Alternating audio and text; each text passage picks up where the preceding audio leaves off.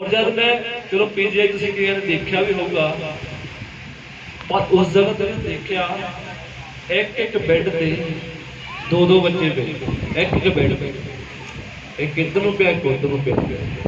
और वो तो वक्री गल आ, अंदर जो गया प्रार्थना की, बाहर चौकों के विच बाहर हस्पताल की जी बाड़ी जी बनी उन्होंने भी मैडिकल पे मरीज पे, ना कोई पखा मच्छर मुच्छर कोई नहीं परवाह, जानी तकड़े तो माड़े तो माड़े भी उत्थे ही पे, कि न्याणा पिया के बजुर्ग पिया के घर वाली के घर वाला पिया। Hallelujah hallelujah. पर उस जगह पे परमेश्वर एक चीज महसूस जरूर कराई, की कराई, धन्यवाद। हालेलुया, कि धन्यवाद करो कि घरे सुख की रोटी खाने, सुकने पाए पे उत्थे, सुकने पे उत्थे लोग सुकने तोपत, पता नहीं पैसे कित्थों आने, रोटी कित्थों खानी, ये भी नहीं पता बंदे ने ठीक होना कि नहीं। और वो लोग पता की करते थे, मेहनत करते सानू कितों ही खैर पै जाए, सानू कितों ही आराम आ जाए, सानू इस नरक चों परमेश्वर कढ लवे, असीं हर काम करन नूं तैयार हाँ, असीं किते भी जाण नूं तैयार हाँ, बस सानू इस हॉस्पिटल तो छुटकारा मिल जाए, असीं अपने घरे जाइए। किन्ना दर्द और किन्ना उस जगह ते लोकां दे विच दर्द और एक ऐसी सिस्टम महसूस किया कि जिसनों चल रहा। और अज इंसान खुद परमेश्वर तो भुलिया होया कि तू कौन है। अज जे देखा जाए इंसान को परमेश्वर के वचन की गल दसी जाए तो कोई डरता है, वो कहता केड़ा परमेश्वर, कौन है परमेश्वर, कोई गल नहीं कर लांगे। जिन्हों कभी तू चर्च आ जा, प्रार्थना कर ला, तू वचन पढ़ ला, तू चर्च के काम कर ला, जा तू हजूरी भी चल जा, पवित्र आत्मा दे विच मसे च वध।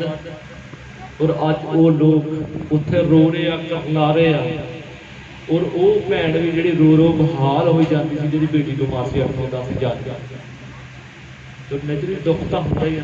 और उन्हें मैनू उस हॉस्पिटल का बेड़ा दिखाया, कहते खाली है ना बस जी, कहती रात को उत्थे बंदे दे बंदा पिया होता, पैर को जगह नहीं होंगी, कहती पैर रखने भी जगह नहीं होंगी इत्थे,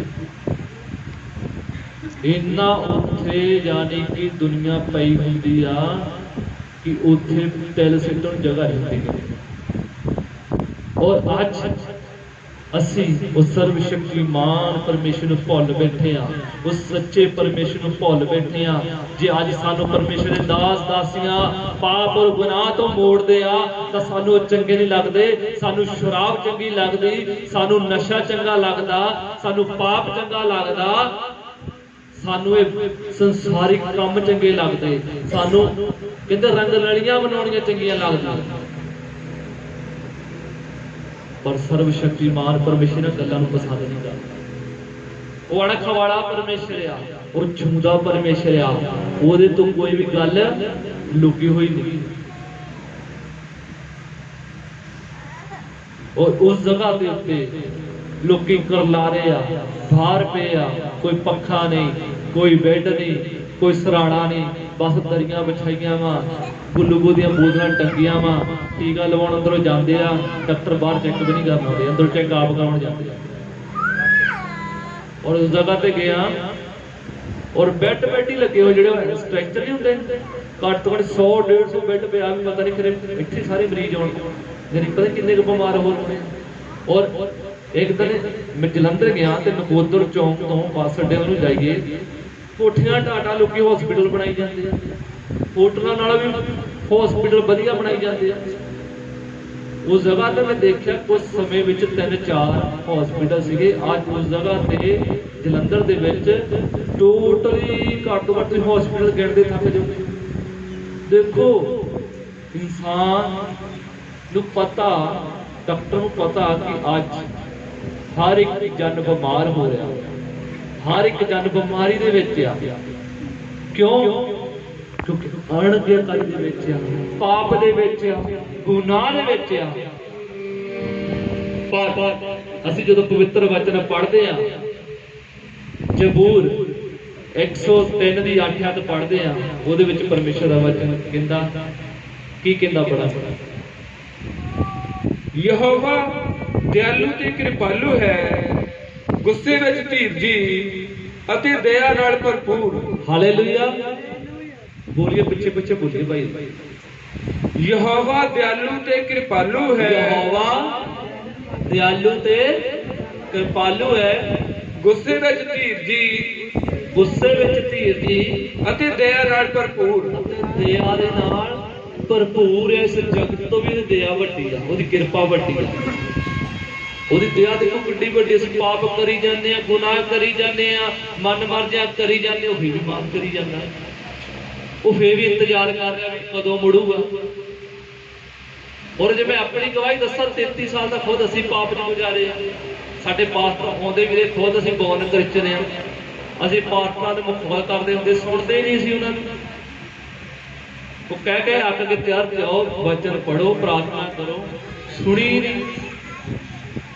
ਪਰ ਸਰਵਸ਼ਕਤੀਮਾਨ ਪਰਮੇਸ਼ਰ ਉਹ 33 ਸਾਲ ਤੋਂ ਇੰਤਜ਼ਾਰ ਕਰ ਰਿਹਾ ਸੀਗਾ ਕਿ ਕਦੋਂ ਇਹ ਵਾਪਸ ਆਉਣਗੇ। ਹਾਲੇਲੂਇਆ 33 ਸਾਲ ਉਹਨੇ ਧੀਰਜ ਕੀਤਾ, ਮੈਨੂੰ ਸਜ਼ਾ ਨਹੀਂ ਦਿੱਤੀ। ਔਰ ਵਚਨ ਲਿਖਿਆ ਪ੍ਰਭੂ ਜੇ ਤੂੰ ਬਦੀਆਂ ਦਾ ਲੇਖਾ ਕਰਦਾ ਤੇ ਕੌਣ ਤੇਰੇ ਅੱਗੇ ਖਲੋ ਸਕਦਾ ਹੈ। ਜੇ ਤੂੰ ਅੱਜ ਇੱਕ ਜਾਂਦੇ ਪਾਪ ਦਾ ਔਰ ਬਦੀਆਂ ਦਾ ਲੇਖਾ ਕਰਨ ਲੱਗ ਪਵੇਂ, ਸਭ ਦੋਸ਼ੀ ਠਹਿਰ। ਦੇਖੋ ਕਿੰਨਾ ਧੀਰਜ ਕਰਨ ਵਾਲਾ ਪਰਮੇਸ਼ਰ ਆ, ਕਿੰਨਾ ਦਇਆ ਨਾਲ ਭਰਪੂਰ ਆ।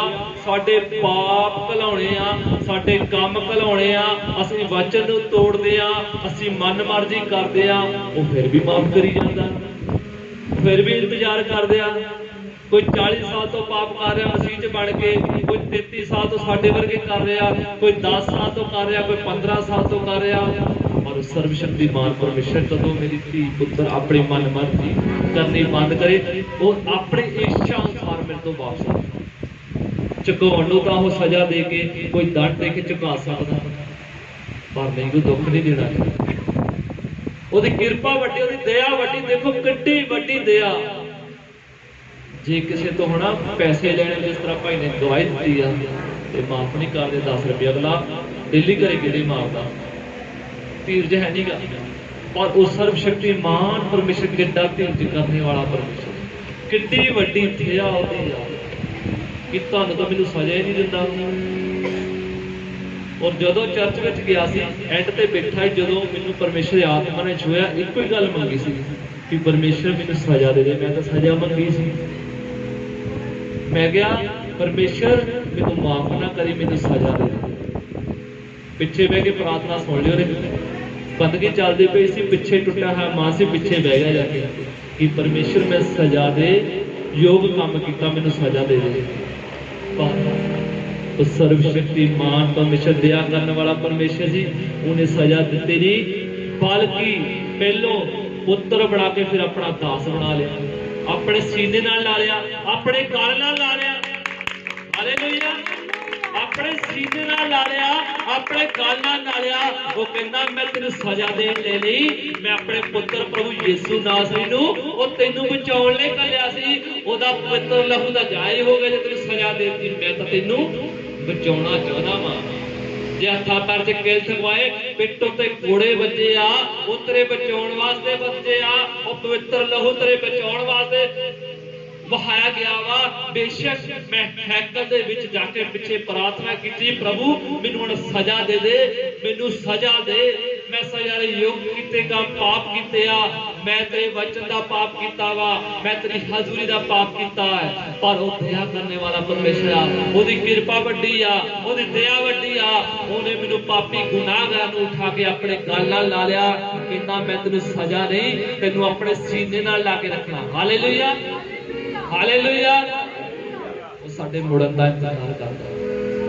ਔਰ ਜਦੋਂ ਅਸੀਂ ਵਚਨ ਪੜ੍ਹਦੇ ਆ, ਬੇਸ਼ੱਕ ਮੂਸਾ ਦੇ ਦੁਆਰਾ ਇਸਰਾਏਲੀਆਂ ਨੂੰ ਪਰਮੇਸ਼ਰ ਗੁਲਾਮੀ ਵਿੱਚੋਂ, ਫਰੌਨ ਦੇ ਚੋਂ ਕੱਢ ਲਿਆ ਸੀਗਾ, ਪਰ ਉਹਨਾਂ ਨੇ ਪਰਮੇਸ਼ਰ ਦੀ ਗੱਲ ਨਹੀਂ ਸੁਣੀ। ਸਭ ਇਸਰਾਏਲੀਆਂ ਦੇ ਵਾਕਿਏ ਨੂੰ ਜਾਣਦੇ ਆ, ਉਸ ਵਚਨ ਨੂੰ ਜਾਣਦੇ ਆ। ਜਦੋਂ ਆਪਾਂ ਪੜ੍ਹਦੇ ਆ ਜ਼ਬੂਰ ਨੰਬਰ 78 ਉਹਦੀ 8 ਆਇਤ ਪੜ੍ਹਦੇ ਆ,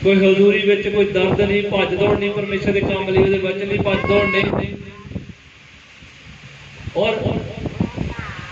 मैं देखा इत्थे तो चलो असीं कह के काम करते भाई दी गवाही दे लेकिन कहण दी लोड़ भी आप इत्थे सारा काम नाल करदा रहा ऐटोमैटिक देख के दरिया छोड़ के ऐटोमैटिक आ जाता है, कहण दी लोड़ ही नहीं। देखो एक भी सिख आ, एक तो कह के करवाना और जो काम निबड़ गया भाजी ठीक है कहते होर तो कोई काम मैं नहीं भाजी मेरे कहने का मतलब आ कि एक परमेश्वर की एक किरपा वा कि धन्नवाद आ कि असी परमेश्वर के काम नूं उहदी योजना नूं बिना के अगे चल सकते। पर इसराइली च देखते हैं कि वो परमेश्वर के वचन ते और उहदे हुक्मां ते खड़े ना रहे, वो बड़बड़ की और परमेश्वर ने परतावा किया अपने मन विच कि वाकई ये परमेश्वर है। हालेलुया। भावें उन्होंने लाल समुद्र में दो भाग होंदे देख लिया कि निशान अचंभे भी देखे, पर उस सर्वशक्तिमान परमेश्वर तो की हो गए दूर हो गए ना। उन्होंने परमेश्वर विच अपना मन कायम किया और ना उहदे वचन और नेम दे वफादार रहे। 37 अध पढ़ गए क्यों जो उन्होंने मन उसदे नाल कायम नहीं सन, ना वो उसदे नेम दे विच वफादार रहे। क्यों जो उन्होंने मन उसदे नाल कायम नहीं सन, ना वो उसदे नेम दे वफादार रहे। और अज जिस तरह असीं देखते अज भी विश्वासी परमेश्वर तो दूर जा रहा, ना तो उहदे जीवन च प्रार्थना वा, ना वचन पढ़दा वा और ना हजूरी विच परमेश्वर दे टकदा वा।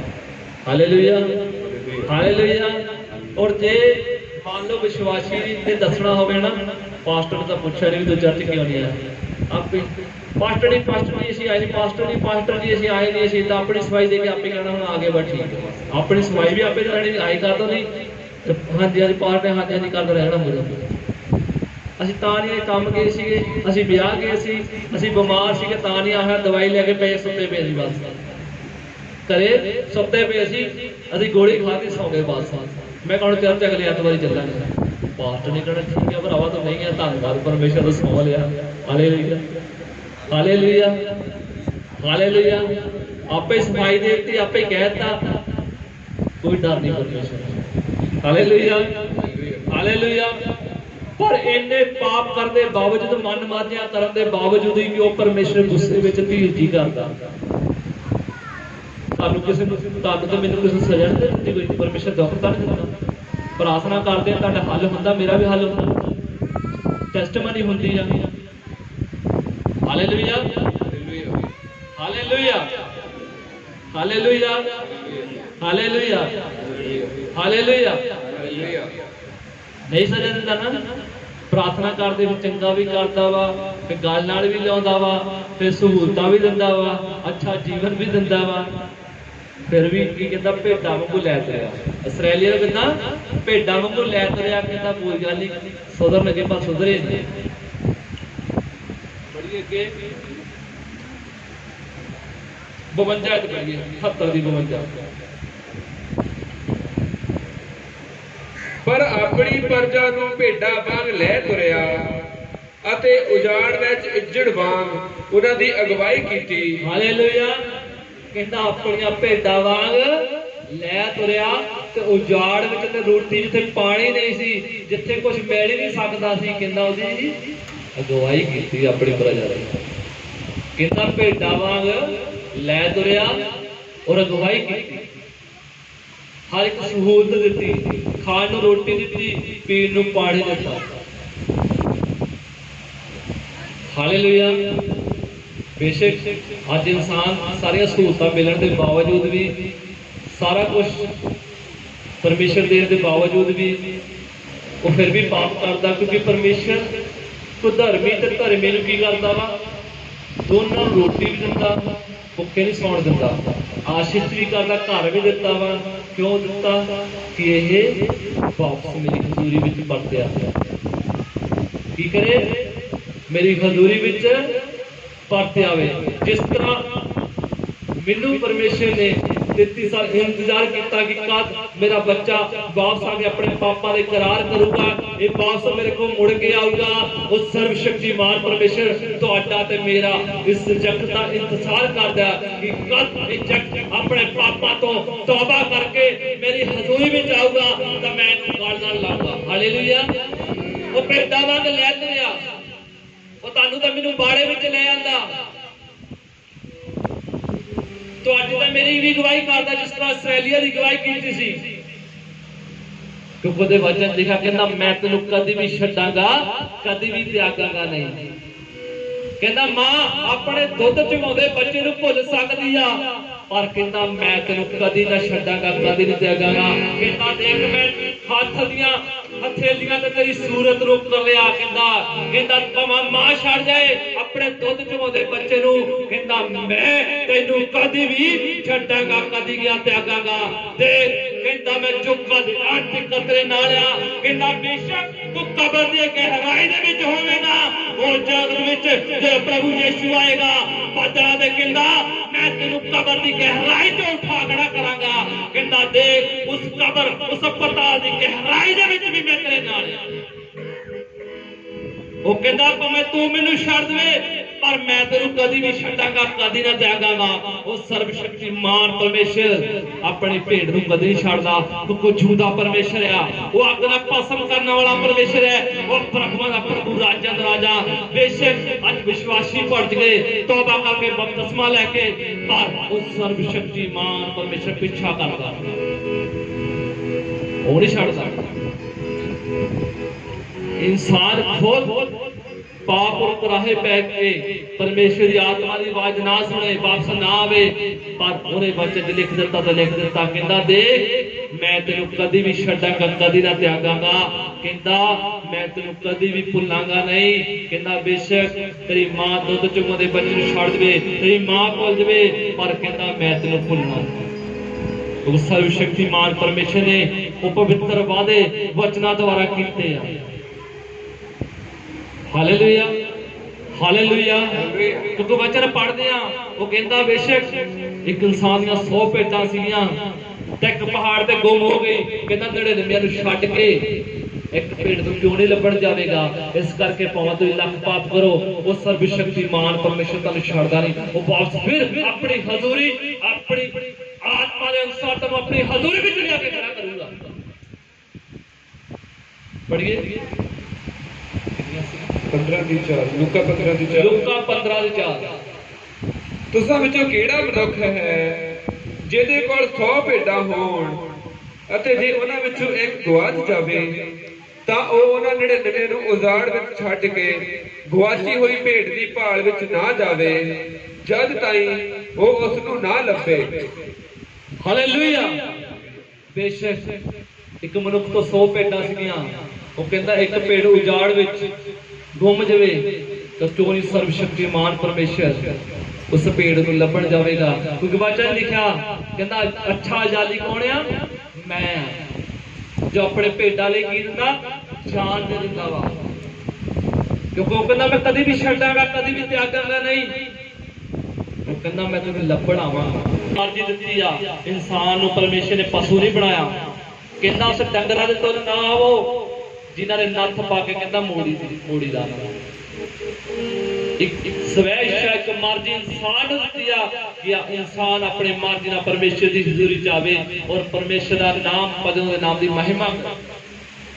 Hallelujah hallelujah hallelujah. राजा दा राजा वा, क्योंकि जिन्हें शैतान और मौत ते खबर ते फतेह पाई आ वो शक्तिशाली आ, जो कि धरती ते काशते कोई दूजा नाम नहीं दिता गया जिस तो बचाया जाना। बेशक तुसीं पाप करदे आ, तुसीं गुनाह करदे आ, पर वो परमेश्वर कहंदा मैं तैनूं छड्डांगा नहीं, कदी त्यागांगा नहीं। कहंदा जिस तरह कहंदा 100 भेडां नूं छड्ड के कहंदा एक भेड़ जिहड़ी गवाची नूं लैण आवांगा, इस तरह सर्वशक्तिमान परमेश्वर उह 99 भेडां नूं छड्ड के जिहड़ी आखिरी भेड़ नूं लभण आवेगा। इस करके सानूं चाहीदा कि सर्वशक्तिमान परमेश्वर के वचन ते चलिए, असीं दे हुक्मां नूं मन्नीए, आग्याकारी करिए, असीं उहदे वचन नूं समझना शुरू करिए। ਪਵਿੱਤਰ ਬਾਈਬਲ ਨੂੰ ਪੜ੍ਹਨਾ ਸ਼ੁਰੂ ਕਰੀਏ। ਅਸੀਂ ਪਰਮੇਸ਼ਰ ਦੇ ਹੁਕਮਾਂ ਨੂੰ ਮੰਨਣਾ ਸ਼ੁਰੂ ਕਰੀਏ ਕਿ ਸਾਨੂੰ ਪਰਮੇਸ਼ਰ ਦੇ ਦਾਸ ਪਾਸਿਆਂ ਕਹਿੰਦੇ ਕੀ ਆ, ਅਸੀਂ ਕਰਨਾ ਕੀ ਸਾਨੂੰ ਪਤਾ ਹੀ ਨਹੀਂ, ਕਿਉਂਕਿ ਸਾਡਾ ਰਿਸ਼ਤਾ ਪਰਮੇਸ਼ਰ ਨਾਲ ਹੈ ਹੀ ਨਹੀਂ, ਸੰਬੰਧ ਨਹੀਂ ਬਣਾ ਸਕਦੇ। ਔਰ ਨਾ ਸੰਬੰਧ ਬਣਾਉਣ ਦੇ ਕਾਰਨ ਅਸੀਂ ਅੱਜ ਵੀ ਪਾਪ ਦੇ ਵਿੱਚ ਆ, ਗੁਨਾਹ ਦੇ ਵਿੱਚ ਆ, ਅਸੀਂ ਅੱਜ ਵੀ ਪਿੱਛੇ ਆ। ਕਿਉਂ ਨਹੀਂ ਸਾਡੀਆਂ ਦੁਆ ਪ੍ਰਾਰਥਨਾ ਦਾ ਉੱਤਰ ਆਉਂਦਾ? ਕਿਉਂ ਅਸੀਂ ਪਰਮੇਸ਼ਰ ਨੂੰ ਪਰਤਾਉਂਦੇ ਆ, ਗੁੱਸਾ ਚੜਾਉਂਦੇ ਆ? ਪਰ ਪਰਮੇਸ਼ਰ ਫੇਰ ਵੀ ਮਾਫ ਕਰਦਾ। ਉਹ ਕਹਿੰਦਾ ਮੈਂ ਤੈਨੂੰ ਸਜ਼ਾ ਦੇਣ ਨਹੀਂ ਆਇਆ। ਦੇਖੋ ਕਿੰਨੀ ਧੀਰਜ ਕਰਦਾ। ਤੁਸੀਂ ਹਰ ਤਰ੍ਹਾਂ ਦੇ ਪਾਪ ਇਨਸਾਨ ਕਰਦਾ, ਕਿਸੇ ਤਰ੍ਹਾਂ ਦਾ, ਪਰ ਫੇਰ ਵੀ ਉਹ ਛੱਡ ਰਿਹਾ, ਨਹੀਂ ਸਜ਼ਾ ਦੇ ਰਿਹਾ। Hallelujah, hallelujah. ਔਰ ਜਦੋਂ ਅੱਗੇ ਅਸੀਂ ਉਜਾੜੂ ਪੁੱਤਰ ਵਾਲੇ ਪੜ੍ਹਦੇ ਹਾਂ, ਇੱਕ ਨੁੱਖ ਦੇ 2 ਪੁੱਤਰ ਸੀ, ਔਰ ਛੋਟੇ ਨੇ ਕਿਹਾ, ਕਹਿੰਦਾ ਮੇਰਾ ਹਿੱਸਾ ਮੈਨੂੰ ਦੇ ਦੇ ਜੋ ਵੀ ਮੇਰਾ ਬਣਦਾ। ਜਦ ਅੱਜ ਕੱਲ੍ਹ ਬੱਚੇ ਕਹਿੰਦੇ ਆ ਨਾ ਵੀ ਮੇਰਾ ਹਿੱਸਾ ਦੇ ਦੇ, ਮੇਰਾ ਪੈਸਾ ਧੇਲਾ ਦੇ ਦੇ, ਔਰ ਛੋਟੇ ਨੇ ਕਿਹਾ ਕਿ ਮੇਰਾ ਹਿੱਸਾ ਮੈਨੂੰ ਦੇ ਦੇ ਕਿ ਮੈਂ ਆਪਣਾ ਪੈਸਾ ਲੈ ਕੇ ਆਪਣਾ ਵੱਖਰਾ ਵਪਾਰ ਕਰਨਾ। ਔਰ ਦੂਰ ਦੇਸ਼ ਨੂੰ ਚਲੇ ਗਿਆ। ਔਰ ਜਦੋਂ ਉਸ ਜਗ੍ਹਾ ਤੇ ਜਾ ਕੇ ਵਪਾਰ ਕੀਤਾ ਔਰ ਕਾਲ ਪੈ ਗਿਆ, ਉਹਦਾ ਪੈਸਾ ਧੇਲਾ ਸਾਰਾ ਖਤਮ ਹੋ ਗਿਆ। ਹਾਲੇਲੂਇਆ। ਉਹਦਾ ਪੈਸਾ ਧੇਲਾ ਸਾਰਾ ਖਤਮ ਹੋ ਗਿਆ। ਔਰ ਜਦੋਂ ਖਤਮ ਹੋ ਗਿਆ ਤਾਂ ਉਹਨੇ ਇੱਕ ਘਰ ਵਿੱਚ ਕੰਮ ਕਰਨੀ, ਨੌਕਰੀ ਕੀਤੀ ਕਿ ਹੁਣ ਮੈਂ ਤਾਂ ਕੁਛ ਹੈ ਨਹੀਂ, ਮੈਂ ਕਿਸੇ ਘਰ ਵਿੱਚ ਕੰਮ ਕਰਾਂਗਾ ਤੇ ਨੌਕਰੀ ਕਰਾਂਗਾ। ਤਾਂ ਮਾਲਕ ਨੇ ਰੱਖਿਆ ਕਿੱਥੇ? ਸੂਰ ਚਰਾਉਣ ਨੂੰ। ਉਹਨੂੰ ਸੂਰ ਚਰਾਉਣ ਨੂੰ ਰੱਖਿਆ। ਔਰ ਖਾਂਦਾ ਕੀ ਸੀ? ਸੂਰਾਂ ਦੇ ਉਹਦੇ ਟੁਕੜੇ, ਛਿੱਲੜ ਖਾਂਦਾ ਹੁੰਦਾ ਜਿਹੜੇ ਸੂਰ ਖਾਂਦੇ। ਔਰ ਉਹ ਬੱਚਾ ਜੋ ਆਪਣੇ ਮਾਂ-ਬਾਪ ਨੂੰ ਛੱਡ ਕੇ ਆਪਣਾ ਹਿੱਸਾ ਲੈ ਕੇ ਨਿਕਲ ਗਿਆ ਸੀਗਾ ਔਰ ਪਾਪ ਔਰ ਗੁਨਾਹ ਵਿੱਚ ਪੈ ਗਿਆ ਸੀਗਾ। ਔਰ ਜਗ੍ਹਾ ਕਿੱਥੇ ਮਿਲੀ? ਗੰਦਗੀ ਦੇ ਵਿੱਚ, ਇੱਕ ਸ਼ੈਤਾਨੀ ਜਗ੍ਹਾ ਜਿੱਥੇ ਇੱਕ ਸੂਰਾਂ ਨੂੰ ਅਣਗਿਣਤ ਮੰਨਿਆ ਜਾਂਦਾ, ਤੂੰ ਗੰਦਗੀ ਨੂੰ ਪਸੰਦ ਕਰਦੇ। ਕਿੱਥੇ ਚਲ ਗਏ? ਗੰਦਗੀ 'ਚ ਚਲੇ ਗਏ। ਔਰ ਖਾਣਾ ਵੀ ਕੀ ਮਿਲਦਾ? ਸੂਰਾਂ ਦਾ, ਕਿਉਂਕਿ ਪਾਪ ਨੂੰ ਦਰਸਾਉਂਦੀਆਂ ਚੀਜ਼ਾਂ, ਪਾਪ ਔਰ ਗੁਨਾਹ ਨੂੰ ਦਰਸਾਉਂਦੀਆਂ, ਪਾਪ ਦੇ ਕੰਮਾਂ ਨੂੰ ਦਰਸਾਉਂਦੀਆਂ। ਹਾਲੇਲੂਇਆ। ਪਰ ਉਹਨੂੰ ਯਾਦ ਆਇਆ, ਕਹਿੰਦਾ ਕਿ ਮੇਰਾ ਪਿਤਾ ਬਹੁਤ ਮਾਲਦਾਰ ਆ, ਕਿਉਂ ਨਾ ਮੈਂ ਆਪਣੇ ਪਿਤਾ ਦੇ ਘਰੇ ਜਾਵਾਂ ਤੇ ਮਾਫੀ ਮੰਗਾ ਤੇ ਕਹਾਂ ਕਿ ਮੈਨੂੰ ਨੌਕਰ ਰੱਖ ਲਾ, ਕਿ ਮੈਂ ਤੇਰੇ ਘਰੇ ਨੌਕਰੀ ਕਰਨ ਨੂੰ ਤਿਆਰ ਆ। ਜਿਸ ਤਰ੍ਹਾਂ ਉਹਦੇ ਕੰਮ ਆ ਇਸ ਤਰ੍ਹਾਂ ਮੈਨੂੰ ਵੀ ਰੱਖ ਲਾ। ਔਰ ਜਦ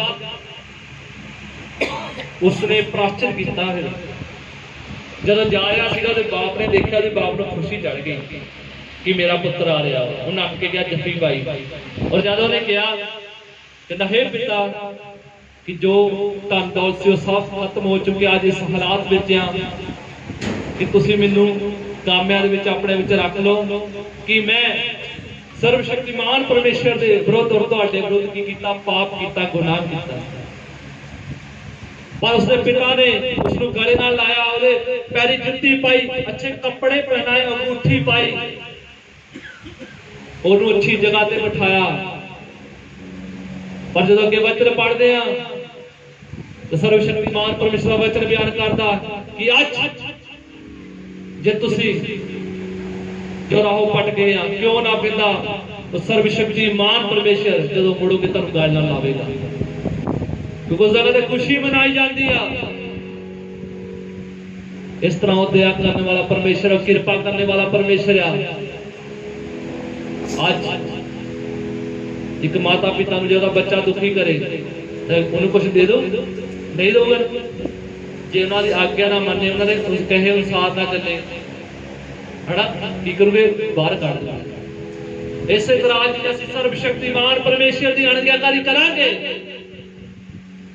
ਬੁੜ ਕਰਾਂਗੇ, ਉਹਦੀ ਆਗਿਆ ਨਹੀਂ ਮੰਨਾਂਗੇ ਤਾਂ ਕੀ ਸਾਨੂੰ ਪਰਮੇਸ਼ਰ ਆਸ਼ੀਰਵਾਦ ਦਊਗਾ? ਕੀ ਬਲੈਸ ਕਰੂਗਾ? ਨਹੀਂ ਕਰੂਗਾ। ਪਰ ਸਰਵ ਸ਼ਕਤੀਮਾਨ ਪਰਮੇਸ਼ਰ ਕਹਿੰਦਾ ਜੇ ਅੱਜ ਤੂੰ ਆਪਣੇ ਪਾਪਾ ਤੋਂ ਮਨ ਫਰਾਵੇਂ ਮੁੜਿਆ ਮੈਂ ਤਾਂ ਕਹਿੰਦਾ ਸੁੱਖ ਦੇ ਦਿਨ ਆ ਜਾਊਗੇ। ਕਹਿੰਦਾ ਮੈਂ ਤੈਨੂੰ ਕਦੀ ਨਾ ਛੱਡਾਂਗਾ, ਕਦੀ ਨਾ ਤਿਆਗਾਂਗਾ।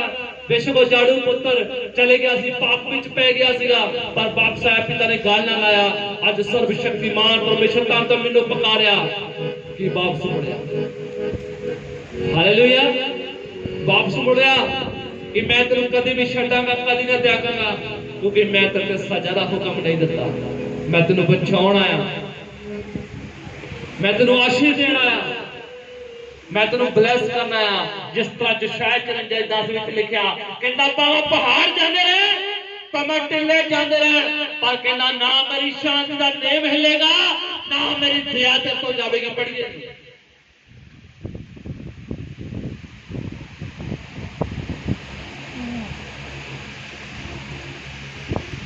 54:10, जशाया 54:10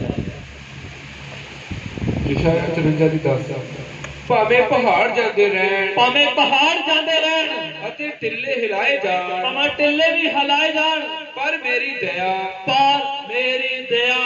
ਤੇਥੋਂ ਜਾਂਦੀ ਨਾ ਰਹੇਗੀ। ਕਹਿੰਦਾ ਪਰ ਮੇਰੀ ਦਇਆ ਤੇਥੋਂ ਜਾਂਦੀ ਨਾ ਰਹੇਗੀ, ਨਾ ਮੇਰੀ ਸ਼ਾਂਤੀ ਦਾ ਨੇਮ ਹਿੱਲੇਗਾ, ਕਹਿੰਦਾ ਨਾ ਮੇਰੀ ਸ਼ਾਂਤੀ ਦਾ ਪਵਿੱਤਰ ਵਚਨ ਹਿੱਲੇਗਾ। ਯਹੋਵਾ ਤੇਰਾ ਦਿਆਲੂ ਆਖਦਾ ਹੈ, ਕਹਿੰਦਾ ਯਹੋਵਾ ਪਰਮੇਸ਼ਰ ਤੇਰਾ ਦਿਆਲੂ ਤੇ ਕਿਰਪਾਲੂ ਪਰਮੇਸ਼ਰ ਆਖਦਾ ਹੈ।